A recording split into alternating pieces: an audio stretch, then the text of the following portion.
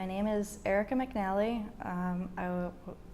Have been the regional volunteer coordinator for the Women's March on Washington. I was involved within the first 48 hours after the election, saw the Facebook stuff being shared around about the woman. I didn't know the backstory. I know the backstory now. Out of Hawaii, the grandmother who had suggested we march on Washington. And I became involved with Genevieve Morgan, who was the state lead. And immediately we formed this very grassroots symbiotic relationship where we just started picking off what needed to be done. We were like, we're gonna make this happen, and we just started pulling people together. I found out who wanted to be involved. Whoever raised their hand, I assigned them to tasks, and I found out very quickly that if you just act like you know what you're doing, people follow. So I created 10 regional hubs. Genevieve's husband has a website serving company. He was able to get the website started. I got people involved. I went to the Maine School of Science and Mathematics, and I got some people involved from there to help me with IT resources. And then we just started forming groups to task off the things that needed to be done. We knew we needed to get buses to get people down there, carpools for people who wouldn't bus. We started having de-escalation training. We ended up having about 1/3 of the Maine contingent have de-escalation training prior to going down. There was people who were involved with the national movement too, coordinating back and forth between the state level and national level. I put a lot of focus and emphasis on the people who wanted to stay in Maine, having the march in Augusta. I know Portland has a large community, but I thought that Augusta, as our state capital, had a place and importance to put an emphasis on that. So we really focused on getting people there first, and then let Portland happen as a later type of event. And for the people that were going to DC, there were buses that were signing up potlucks. It was really remarkable the amount of ways that people morphed this into their own, took it on and said, how can we do this? So we all went down to DC with training, not knowing what we were expecting. I'm glad after the fact we can report that there was 0 arrests that day, and I think that really we've shown from the emphasis that we put on that it really mattered.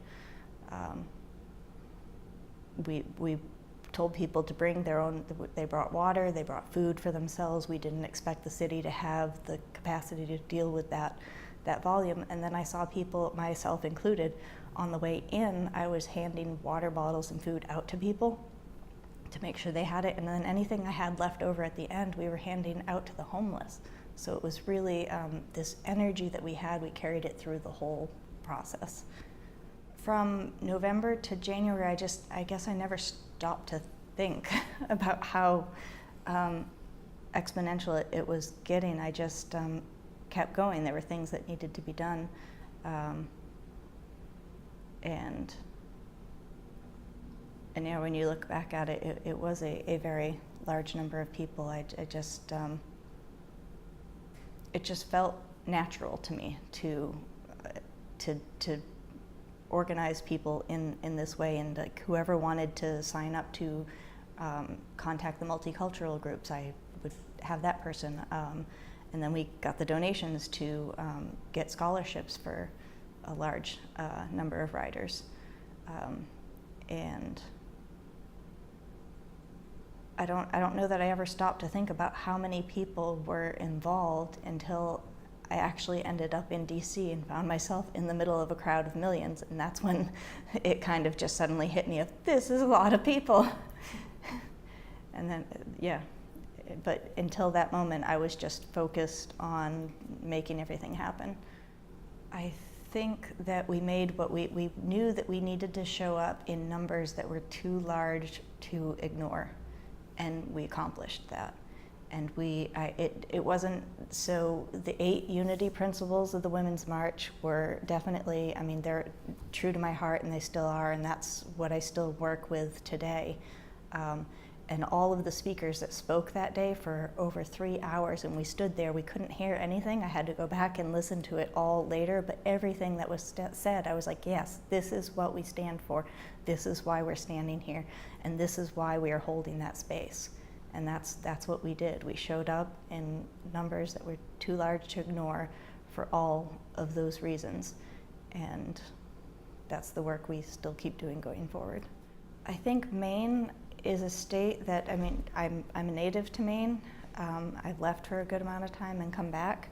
But we're small enough that we can actually focus on our communities and making this difference in our state. And then yet we're still big enough that the rest of the world the rest of the states are going to notice when we do make these changes. So it is, I mean, when we embraced the blaze orange and that's everybody's, because we wanted to keep it cheap for people too. Everybody's got a hunter safety hat or vest that they can don, and so people put that on and they wore it true and proud, because we're proud Mainers, we're proud patriots, we're proud Americans, and that's what we're all standing for, what we want to see in our communities and what we want to see in the world.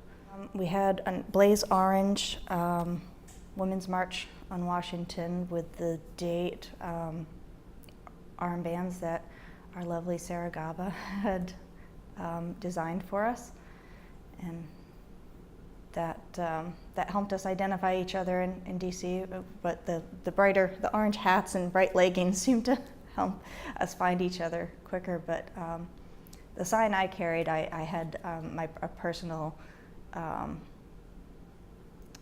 something that's personal and important to me has always been Planned Parenthood, and so I had gone to their office before the march and said, I stand with Planned Parenthood sign, and that was actually the sign that I carried, which is just one of the 8 unity principles that women should have access to health care and reproductive choices of their choice.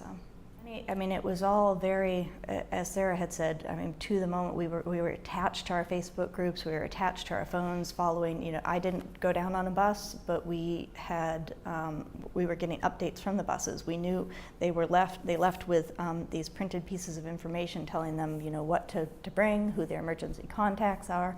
I was on a list of if you got lost afterwards, maybe you would call me and I would pick you up, because I went down with my car in advance and was available after if people got lost.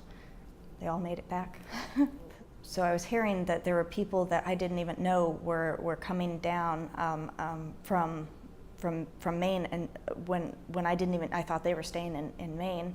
But then I was also hearing people post about Augusta, about how there was such a backup to get off the exits. They were just clogging, and I was just like, this is everything it needs to be. These are the numbers we wanted to see.